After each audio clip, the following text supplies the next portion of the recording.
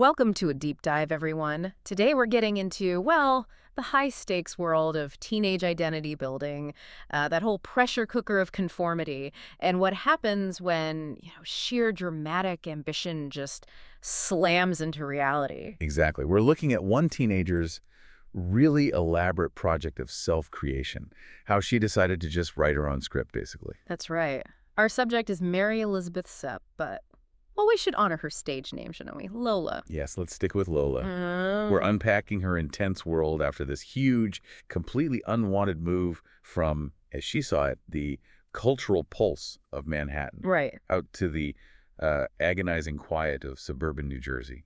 And it all kicks off with that name, doesn't it? Mary Elizabeth Cep. Oh, yeah, the core conflict. Her parents, the PBS watchers, gave her this name she thinks is just hopelessly ordinary. Like the maid in an English drama, I think she said. Exactly. It's the total opposite of who she wants to be. Right. Mary Elizabeth is, like, dull, predictable. But Lola is romantic and mysterious. She's meant for the stage. It's a performance against her family, really. Even her little twin sisters, Pam and Paula. Hopelessly ordinary in her eyes. She's basically saying, I'm not like you. She's already got the legal name change planned out, Lola Elspeth Cep, for when she makes it big as an actor. Classic misunderstood artist trope, maybe. Her mom apparently calls her the drama queen behind her back. Well, yeah, she sees herself as this flamingo in a flock of pigeons. Which is a tough image to keep up when you go from Manhattan, where she actually did bump into people like Robert De Niro, Apparently so, yeah. to Delwood, New Jersey, or, as she calls it. Deadwood. She calls it a soporific suburb. Uh-huh. Like being dead, only with cable TV. Ouch. The contrast is just huge. And, that immediately feeds her whole sense of being special, different. But here's the really interesting part, the twist. Her theatrical brain just kicks right in. She hated the move, obviously. But she instantly saw the potential, didn't she? Absolutely. She realized Delwood was, what was it, an empty stage. Yeah. Nobody knew the embarrassing Mary Elizabeth history. It was a totally clean slate. She could recreate herself. It just shows how powerful that need to perform was for her. It wasn't really about the place New York versus New Jersey. It was about having an audience. And in Delwood, she could control that audience from day one. Exactly. Total perception management. So how did she do it? What was the strategy for launching the Lola brand at Deadwood High? Oh, it was pure theater. Calculated signals. Yeah. She built this image of being the unexpected, the unusual, the individual. Right. She'd go through phases, like dressing only in black, very Morticia Addams, Okay. and then suddenly switching to, like, vibrant Carmen colors. The key thing was what she called her inner self-statement clothing. Stuff that was meant to say something about her, not just a brand name? Precisely. Purple Army combat trousers, a Che Guevara t-shirt, Yeah. designed to stand out against the kids who just wear labels. It's about expressing versus consuming. But that kind of deliberate individuality, well, it naturally attracts an opposite force, doesn't it? Enter Carla Santini. Ah, Carla. The queen bee. The one who performs effortlessly, sophisticated, gorgeous, looks like she walked off a Vogue cover. Lola mentions her incredible number of teeth, Right. drives a red BMW convertible, and it was just, understood. Carla always got the lead in the school play. So Lola's working overtime to construct this persona, Yeah. while Carla just is the persona. That had to be infuriating. Oh, completely. Carla represents success through belonging, fitting in perfectly. Yeah. Lola's whole thing is success through not belonging, through being dramatically different. But Lola did find an ally, right? Ella Gerard. Yes, Ella. You're Crucial ally.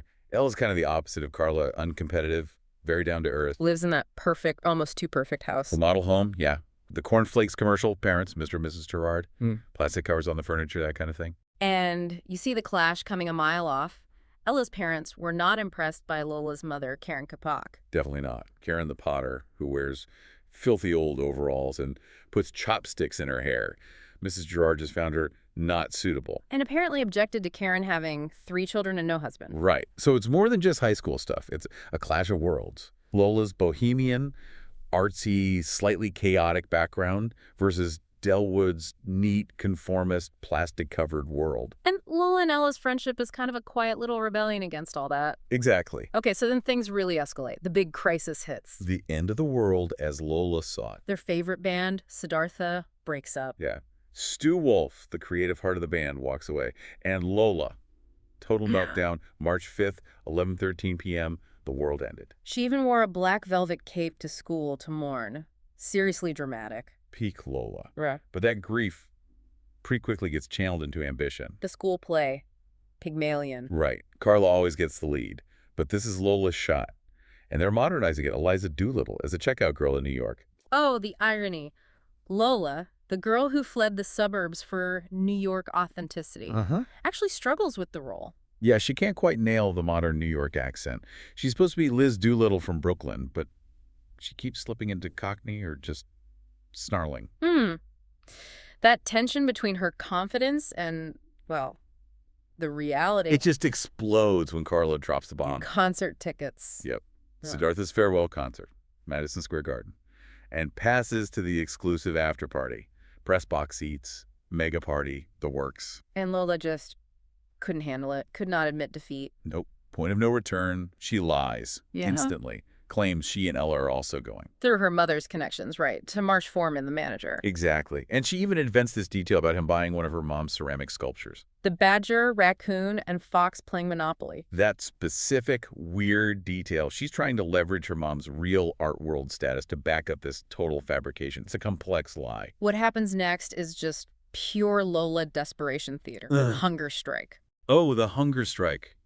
Which, of course, wasn't real. No. She's hiding donuts and salads in her room, eating in secret. It's all performance.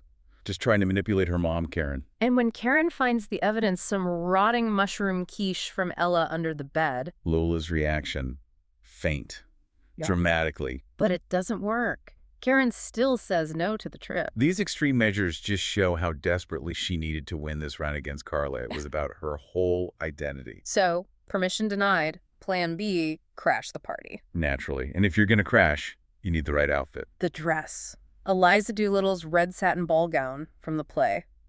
Locked up. The ultimate symbol of transformation, right? From ordinary to extraordinary.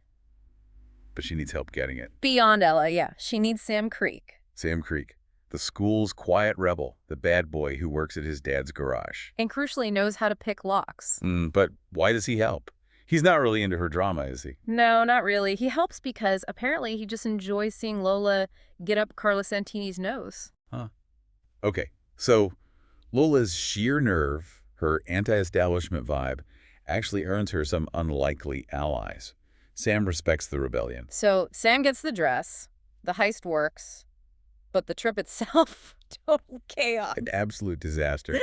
Changing into this fancy dress in a cramped train toilet. Arriving in pouring rain in New York City. Running out of money, they have like $5 left. Yeah. Ticket touts not way more. And Lola tries to use her, like, gone with the wind attitude to just sweep into the concert. Which fails miserably. She gets tossed out immediately. The performance fails against actual security guards. Shocking. Yeah. Reality bites.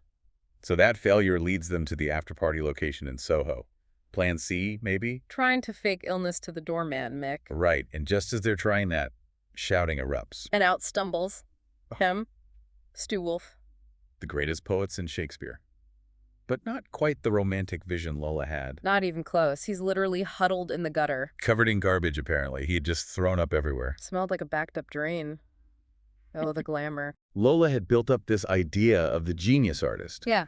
And she's confronted with this messy, drunk, frankly disgusting reality. He's just yelling, fighting with someone, asking them, what do you want, over and over. The myth just evaporates on the spot. Shattered. And then Ella steps up. This is a great moment. It really is. Ella, the quiet one, the sidekick. Yeah. She suddenly becomes the responsible adult. She starts trying to manage this drunken rock star, even slaps his face to sober him up. A technique learned from movies, apparently. Yeah. And Lola has to watch this. Ella taking charge. And Lola has this realization. Stewell's not an adult. He's a rock and roll star. The pedestal is gone. Then they all end up at the police station. Chaos continues. Of course. Lola tries one last performance. Tells the cops they're NYU students. Stu's getting his master's in literature. But it's just ridiculous. But Ella's just done. Resigned to my fate, the description says. She just tells the truth. And that honesty, it forces Lola's hand. She has to confess her own biggest lie. Right there, in the police station, she tells Ella the truth about her father. That she'd lied about him being dead. Why? Just to make myself seem more interesting. That lie was core to her whole tragic, romantic persona. And she finally tears it down. But the night isn't quite over. There's one last twist. The final irony. Lola's actual father, Lola Cep, the artist, shows up. Karen called him. And Stu Wolf recognizes his name. Yeah, from the art world. Yeah. It turns out Lola's family did have genuine artistic connections, just not the ones she faked. Wow. So it loops back to something real, even amidst the lies. And then Lola and Ella get their moment of triumph. Kinda. Yeah. They go back to the party soaked, wearing Stu's old Sidartha t-shirts and tracksuit bottoms. And they see Carla Santini leaving, having missed the real drama. Perfect revenge, in a way. They experienced the chaos. Carla just saw the surface. And the fallout. Karen grounds Lola for 6 months. Hard labor, back to reality. Eating, yeah. Ella gets off pretty lightly, though, just seen as being led astray. So, looking back at this whole wild ride, what's the takeaway? Well, Lola tried so hard to use drama. The costumes, the lies, the name, to control everything, to seem cool and important. But her actual successes, the real moments of connection or victory, they came from messy teamwork with Ella and Sam. Right. And from finally crashing into the uncool, chaotic truth. Both Stu Wolf's truth and her own. And the rivalry with Carla, that didn't just disappear, did it? Oh, no. Carla kept up the big freeze, lied about having an amazing time at the concert to save face, maintain her status. And Lola almost gave up, felt defeated, but Ella stepped in again. Yeah, Ella reminded her, you're still the better actress. Carla can't take that. Yeah. Which leads to the final showdown. Where Lola finally drops the act with Carla. Completely. No more performance, just raw, honest truth. She tells Carla, you're the one who's pathetic. Poor little rich girl who can't stand not to have everything her way. And this line feels like the core of it all, doesn't it? It really does. Lola says, you're not even big enough to admit that Ella and I did go to the party. Because of who we are, not because of who our fathers are. Boom. She stops performing for Carla and just speaks as herself, owning the messy reality. Exactly. She realizes Carla's perfection is fragile, built on control. Lola's strength, ironically, comes from surviving the mess, the failure, the reality. It leaves you with a really interesting question, doesn't it? When you're crafting your own image, online or offline, what's the real cost of keeping up that perfect performance? Is the real win just owning your own story? All of it.